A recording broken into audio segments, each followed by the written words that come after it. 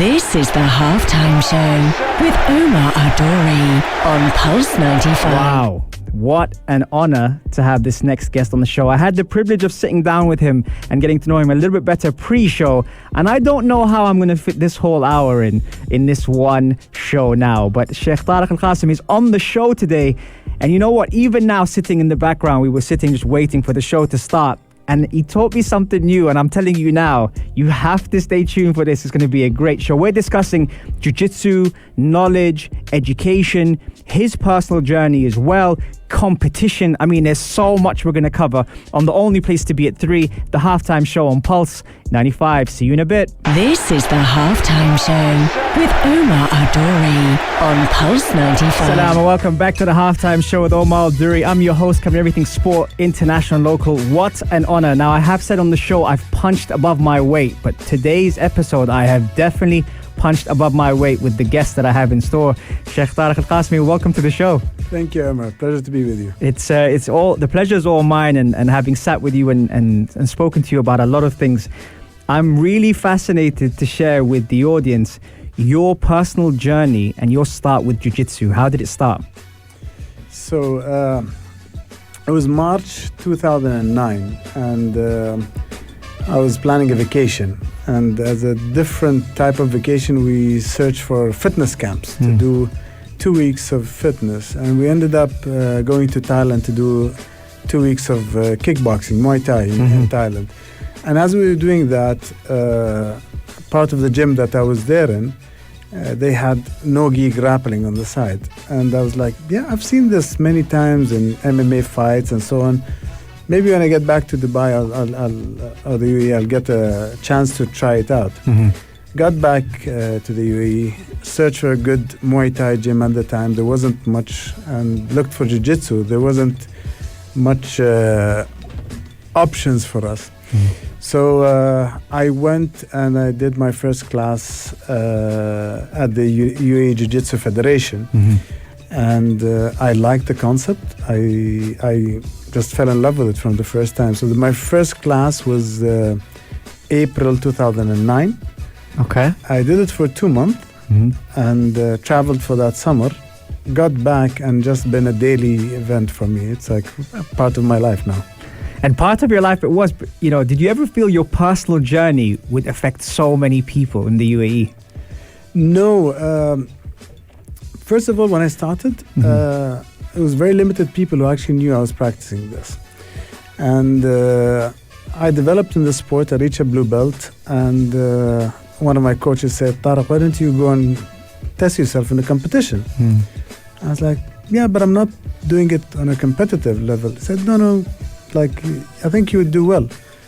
So I got on a plane and went to the European competition in 2011.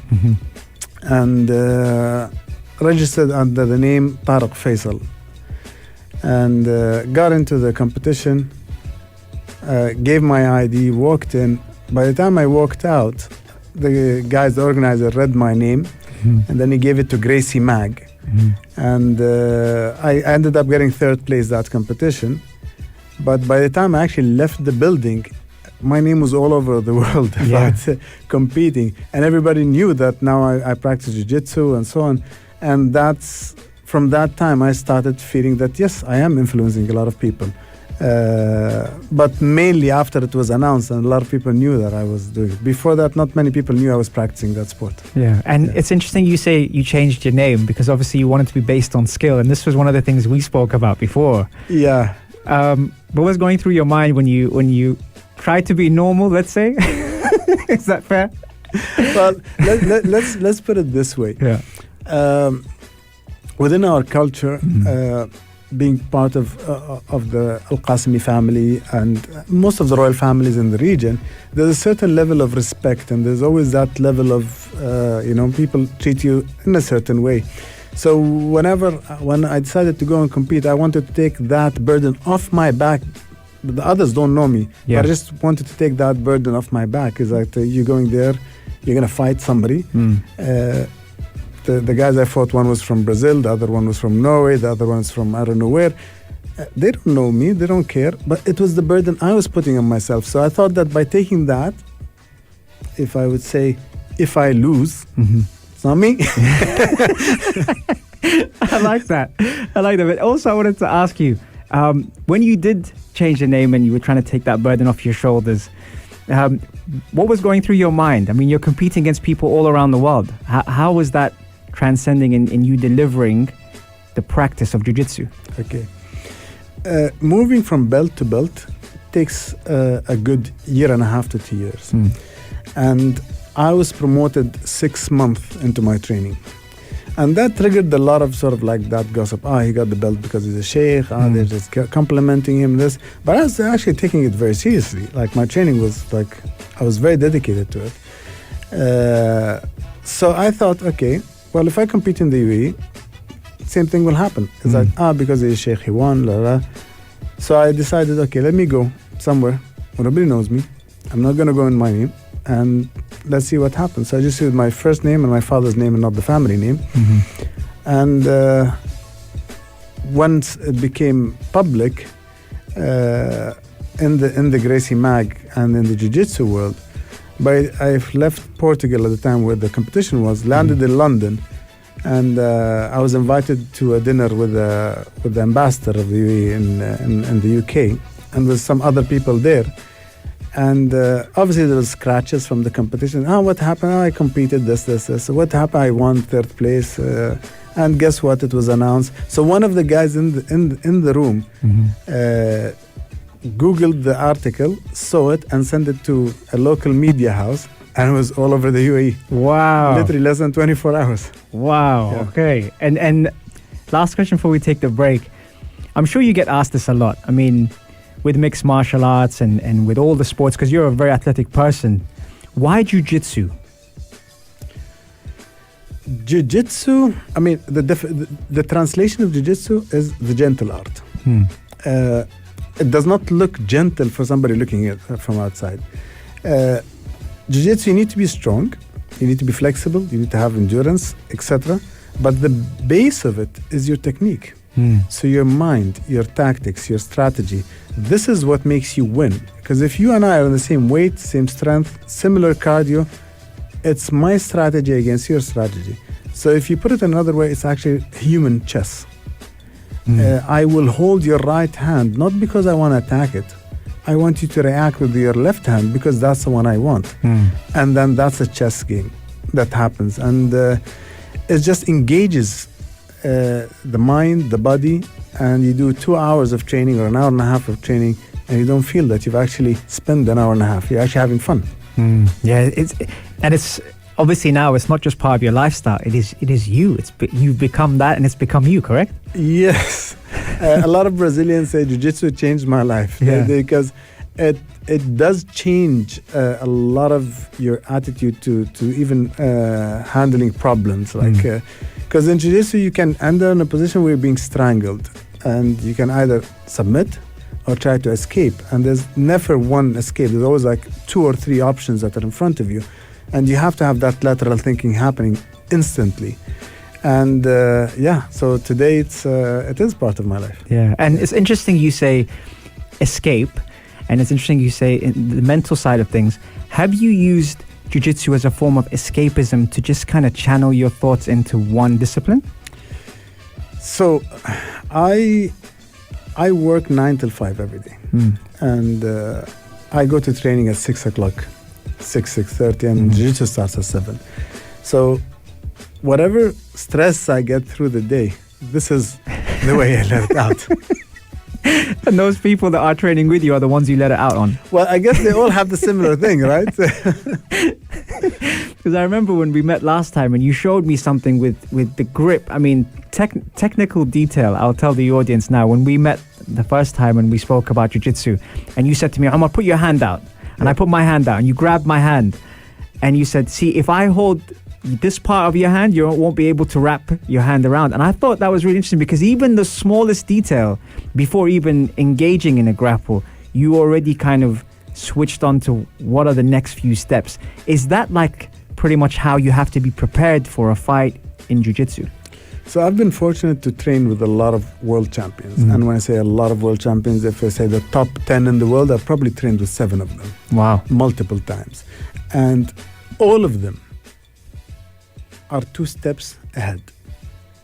So when you're sparring with somebody or when you're fighting with somebody, I need to be aware if you react to the right, I need to have 2 options of how to deal it. If you react to the left, I need to have 2 options how to deal with it. And if you don't react, I need to have an option. So it's a matter of actually being 2 steps ahead in everything in that combat. And it's not easy because the other guy is also trying to be 2 steps ahead of you. And that's where the chess game begins. Absolutely. There. See, I told you it was going to be great.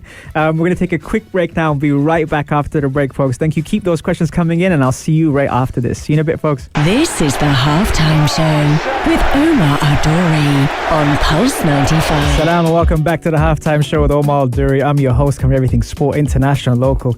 I mean, that first segment was fire, but there's a lot more where that came from. And thank you very much for your questions. Keep them coming in. Sheik Tariq Al Qassimi is in the building with me. I'm truly honored to have him as a guest. And Sheik Tariq, I wanted to ask you, Jiu-jitsu does a lot for the mind. What has it done for you personally? It does do a lot for the mind. But I guess every sport does something for the mind. Any sport that you do will release certain hormones in the body which will give you peace, happiness, etc. Jiu-jitsu allows me to disconnect for a good 2 hours. When you're sparring with somebody and he's trying to choke you out or break a limb, you cannot be thinking about what happened in the office this day. You cannot be thinking about your car. You're too focused and too engaged. So it allows me to totally disconnect from everything for a good 2 hours. And when you say disconnect, there's a question that came in from our very own Masoud, who's always tuned in from India, and he asked, how does he reset, and any tips he would like to share with us to enhance our quality in lifestyle? That's an interesting question. I mean, I never thought about it, is that how do I reset? But it's just, I'll tell you what happens to me, is that by the time I finish those 1.5 or 2 hours of training, I'm at peace. Yeah. You know, I finish, I go back to the majlis, hang out with my friends and so on, and I go to bed, and it's like all the stress is out of the system and you're at peace with yourself. It's very difficult to explain it. You really have to practice it. And if you're a sports fanatic, whatever sport you're doing, you know after doing a good game of an hour, football or tennis or paddle tennis that's quite famous now, or jiu-jitsu or whatever, you're gonna be at peace. You're gonna feel good. Yeah. And you play different roles, and this is why I was very interested when we spoke last time. A leader, a coach. I'm also interested in the human aspect as well, because mashallah alaikum, you have several roles that you play. How does each one differ? Okay, so I've always been somebody who receives information in jiu-jitsu from, as I mentioned, a lot of world champions, a lot of very high level coaches who visit us. We have at least one person who is a visitor at least a month who was a world champion. Maybe not a current one, but was like 5-6 years ago. He's a very high level coach or so on. So I get the opportunity and the privilege to learn a lot from these people. And one of my coaches, my coach was away for a month, and I decided, okay, I'm going to fill in his place for the advanced class. And I started teaching. And it was very interesting because the more I taught, the more I realized why I'm doing this position. Or why am I gripping in that way when I met and I explained to you. And the more I taught, the more I understood what I'm doing more. And the more questions I get opened my mind to certain things. And then I started enjoying teaching. And for a good 6 months, I was running the advanced class. I just, I was enjoying doing it. Yeah. And every time I competed, whenever I don't get a gold medal, which not much, I've actually got several silver medals, but not a gold medal. So whenever I come back, I look, what happened? What went wrong? And then I look at, okay, that was the gap. And then I start working on that gap. And once I figure out why I made that mistake and I understand how to avoid it, I have the urge of sharing it with all my sparring partners and so on. Oh, guys, look at this. This is how we did this. This is what happened. And it becomes a learning process that sort of evolves. It doesn't stop. And jiu-jitsu is actually part of the culture here. And it's also something that a lot of people may not be completely familiar with. But how did that start, and how is it relevant to the UAE culture? Okay, so the sport of Jiu-jitsu itself started in Abu Dhabi. And Sheik Tariq bin Zayed was the first UAE black belt. And they brought 3 coaches in, and the only people who were training at the time were the UAE team. There's like a couple of guys and the UAE Special Forces. Yeah. And those were the only guys who were practicing Jiu-jitsu at the time. And Sheikh Mohammed bin Zayed, one of his children, joined Jiu-jitsu, and he saw a big impact on his character. And there's a saying, when you go to the UAE Jiu-Jitsu Federation, if I'll invest it in my son, I'll invest it in my people. And that's when the whole sport went sort of like big in the UAE. And there's over 140,000 practitioners today between the schools, the military, the police, and so on. So that, I think, was 2010, 2011 when that sport grew in the UAE. But culturally, the culture of grappling has been around for a very, very long time. Not just Jiu-jitsu. Jiu-jitsu is a grappling sport. And if you go back in history and you see the times of the Greeks and the Romans, is Greco-Roman wrestling. The pharaohs, there's pharaonic wrestling. It's on the scriptures in India 6,000 years ago. And there's a story of Yazid ibn Rukan ibn Yazid, who Prophet Muhammad walked by him and said, why don't you listen to my message? And he said, I will if you wrestle me.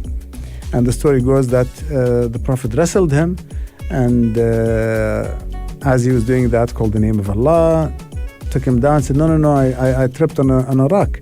And then he wrestled him second time, so no, third time. And then he wrestled the third time. And by the third time when he lost, Rukan ibn Yazid was the best wrestler at the time. And he said, well, you know what, I'll listen to what you have to say now. And he joined Islam, he became a Muslim, and became one of the Sahabis. The story just confirms that 1,400 years ago, in this part of the world, wrestling was part of the culture. Yeah. Now we might have deviated away from that as a sport of, but the sport of wrestling, it's in Pakistan, it's in India, it's in Africa, it's everywhere. So grappling, what happens is that from time to time you evolve a sport. And what happened is that Japanese Jiu-Jitsu, somebody left Japan in the Second World War, moved to Brazil, introduced it to Brazil, and became Brazilian Jiu-Jitsu, where they added a lot of things into it and evolved the sport and became a very effective self-defense. And now it's here in the UAE, and you're seeing an evolution happening here in the UAE in that sport. Absolutely. Fascinating. Right, okay, we're going to take a quick break and we'll be right back. But hey, I'm enjoying this a lot. Stay tuned for more on the only place to be at 3, the Halftime Show on Pulse 95. This is the Halftime Show with Omar Adori on Pulse 95. It sure is that time. It's the Halftime Show with Omar Adori. I'm your host, cover everything sport, international and local. If you are just tuning in and you're kicking yourself for missing the show, don't worry, you can catch all of our podcasts on Apple, Spotify, SoundCloud, or if you prefer a visual, head over to our YouTube channel, Pulse 95 Radio, and we are there. We've got some fantastic guests covering some incredible topics like mental health, gut health, and how important the brain is on performance and recovery. Sheik Tariq Al Qassimi is blessing us in the studio today, and I'm sure if you've been listening in, you've been taking all these notes on some of the fantastic achievements in Jiu-Jitsu, but also as a person. Sheikh Tariq, I wanted to ask you actually, the UAE has now become a hub for athletes all around the world. And since you started, obviously in 2009, you must have seen like a huge evolution of change. How has that been for you, and what direction is it going at? I mean, definitely, the sports all over the is growing, and you're seeing a lot of interest from the governments, from the leaders of in sports in general. And specific in Jiu-Jitsu, once it's been introduced in the schools, in the universities, in the national service, in the military service, in the police service, and people who are passionate about it, you're seeing that sport really explode. Back in 2009, there was very limited places that you can train, and we opened at the time 2 small gyms where we could practice jiu-jitsu, and the idea was I was training a lot with black belts, coaches. And as a blue belt, it becomes fake because they're letting you get certain positions. So you have to actually expose yourself to train with other blue belts, white belts, and so on. So we opened a gym in Sharjah and we opened a gym in Dubai. And the one in Dubai attracted a lot of the Russian guys who like the sport, and mainly from Dagestan. And if you know Khabib, Yeah, of course. yeah, so it's not only Khabib, it's the whole nation. Yeah. The national sport is grappling. Yeah. And to be honest, I was privileged to have like a good 10 guys who were training with us every day. And those guys are pretty tough. Is that a different level altogether? The difference in their level, just not technically, because they're natural wrestlers. Yeah. Okay. So like when you're 5 years old, you're sent to wrestling school in Dagestan. So they're natural wrestlers. The grappling comes naturally to them. When you wrestle since that age, your body is very tough and very strong. But more important to both of these things is their mindset. They don't give up. I remember I was sparring with one of them, and we reached a point where I had him in an armbar, and I could feel his elbow go, pop. And I was like, brother, Tap. okay. Yeah. It's like in the competition, I understand. Yeah, You know, when you're yeah. competing, but here in sparring, you tap, and it's the mindset of it. And so from that gym, we had like a good 20, 30 practitioners training with us regularly. To today, we have in our new facility over 300, 400. And that shows you how it evolved. But not everybody is like a tough Dagestani fighter or somebody who's an MMA fighter. You get a lot of like a father and his kids training the sport. So you go at the pace that you want to go. You want to be very competitive, you can be very competitive. You want to just do it for fun, fitness and so on, you can do it. How it's growing is growing a lot. I think MMA has helped this sport grow a lot as well. It made a lot of people aware of. Everybody knows striking. We've been seeing boxing since the 60s and the 70s. But it's been the last 10, 15 years that we saw grappling come into the MMA world, and we saw how effective it is and how many grapplers have actually won fights just purely using grappling rather than striking. Yeah. I also wanted to ask you earlier, you mentioned a couple of things, and it made me think about the environment because you have a vision when it comes down to the environment that you set. And you mentioned peace, you mentioned trust. How important is that to have when you are practicing sports in general, let alone jiu-jitsu? Yeah. When you walk into our gym, we have a slogan. Two slogans. One is never quit, and the other one says one team, one family. And that's the spirit that we're trying to do. What I see is that you walk into a safe place. You're here to learn. You're not here to get beaten up. You're not here to learn how to beat people up. You're here to learn a sport, a martial art that gives you discipline and gives you the confidence to be able to defend yourself if you need it. So that environment has to be a peaceful environment, has to be a friendly environment. You're learning combat, but at the same time, you're having fun with it.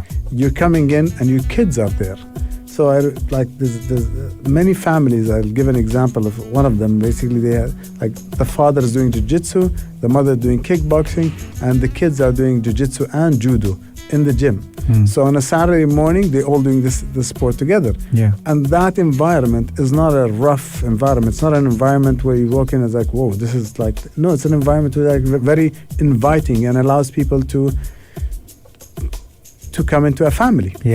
And speaking about children, I mean, this leads on to the next question when it comes down to how the future looks like in the UAE when it comes down to jiu-jitsu. What's your take on the kids learning very young? Is there a specific age they have to start seeing when their families are in the gym, for example?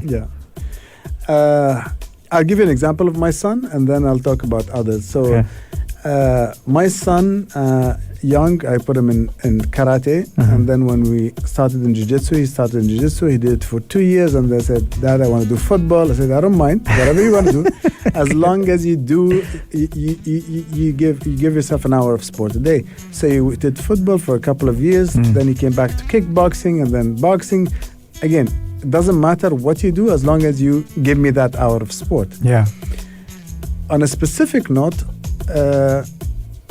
for the young jiu-jitsu practitioners now in the UAE, I've seen a lot of them evolve from the age of like 12, 14. Today they're young adults. And these guys, you put them in any competition, they are going to be competition for anybody, even top level guys. I mean, not a lot of them are black belts, but on the blue belt, purple belt, even brown belt, we have a lot of these young guys who are actually would make it to the podium every single time. Wow. I'd say a good 10, 15 of them would make the podium every single time they compete. Their mindset is there. They're focused about the sport. And sometimes when they visit me in the gym and they spar with me, they give me a tough time. That's interesting. Is there, you know how you said you started in 2009? Is there, you've proven that there isn't, but is there a recommended time to start jiu-jitsu? I started when I was 38. Okay. So there isn't a time to start. I started when I was 37. So there isn't a time for you to start. You just really need to start. Now, obviously, had I started when I was 10, it would be a very different story. Yeah. When I started at 37, I had my injuries, I had my disc problems, I had my mobility issues. So it's a different. So my game sort of like formed in a way to adapt to my physical abilities. Yes. But when you're starting at 8 or 10, you can develop very, very fast in this sport. Absolutely. One more thing before we take a break. Travel has played a big part in your journey. Yeah. We were talking earlier about the different places you've been to and how it's helped enhance your performance. How important is that for the young athlete to be able to explore travel as education? Definitely traveling at the time when I started allowed me to go and train with top level guys all over the world. Today, we have over 1,500 black belts teaching in the UAE. Wow. So the young guys are very fortunate. All that knowledge is now here. Yeah. Where at the time when I did it, I had to fly out to meet some of these guys. From 2012 onwards, we've been able to bring a lot of these guys to come to the UAE. But prior to that, I had literally to go to the States, spend some time with some of them, go to Brazil. I've been to Brazil 6 times just on training camps. So it did help me a lot, and it would help them a lot. But to be honest, the game here is as good as anywhere else. Fantastic. There, you heard it here first. Now the new generation is being spoiled. We're going to take a quick break and we'll be right back for the final segment. Keep those fantastic questions coming in. And it's almost full time on the halftime show. See you after this. This is the halftime show with Omar Adori on Pulse 95. It's that time. It's the halftime show with Omar Adori. I'm your host, and we're almost at full time on the halftime show. But thank you so much for tuning in, and fantastic questions, by the way, being asked. I have to give a special shout out to a dear friend of mine who happens to have quite a significance in making this show happen. Shout out to Miffy, who looks after us all the time. One of the best, if not the best, in the business. Right, okay. Sheik Tariq Al Qassimi is in the building, and I'm so happy to have him here. What a great show it's been. Sheik Tariq, among the things that you do, and among the talents, is competing. Tell me more about competition. So, I've competed several times. First one that I mentioned to you was the European Championship in 2011, and then 2014 I was a brown belt. I was a purple belt at the time, and I went. I was planning to compete in the European Championship again, and a couple of months before that they promoted me to a brown belt. So it was a big challenge. And I went there, and by grace of God, I got the gold medal. And that was my first gold medal in Jiu-Jitsu. The second challenge was about 6-7 months later, was in Brazil, a competition called the International Masters. And that was one of my worst competitions ever. I got silver medal, but the experience was quite terrible because I went there. It's the biggest competition for masters, international masters and the world masters. So I arrived, prepared, went in, competed. First fight, I beat the guy in 2 minutes, submitted him, and moved along. And in the finals, he beat the other guy, so he came to me in the finals. So my mental state is like, I beat that guy. It's going to be easy. And he won by an advantage. Really? Why is that? Tell us why. I was too relaxed. Confident? I was too confident. My ego got the best of me. And I can tell you, 3 days after that, I did not sleep. How important is it to, when you're winning, I mean, everyone talks about, obviously, championship, but when you're winning, when you're competing, how important is to always stay in touch with, you know, your ego and your confidence and just manage that? It happened to me twice. So that was the first one. And on the podium there, I got my black belt. So that was the sort of like the thing that made my day at the time. But for 3 days, I couldn't sleep. I went and now that I'm black belt, my next competition was the world's no-gi, as Anas was asking me on no-gi. It was my first competition in no-gi and it was in a black belt. And I got silver medal in that in 2014. The year later, I competed as well in world's no-gi. And for the first 4.5 minutes, I was winning.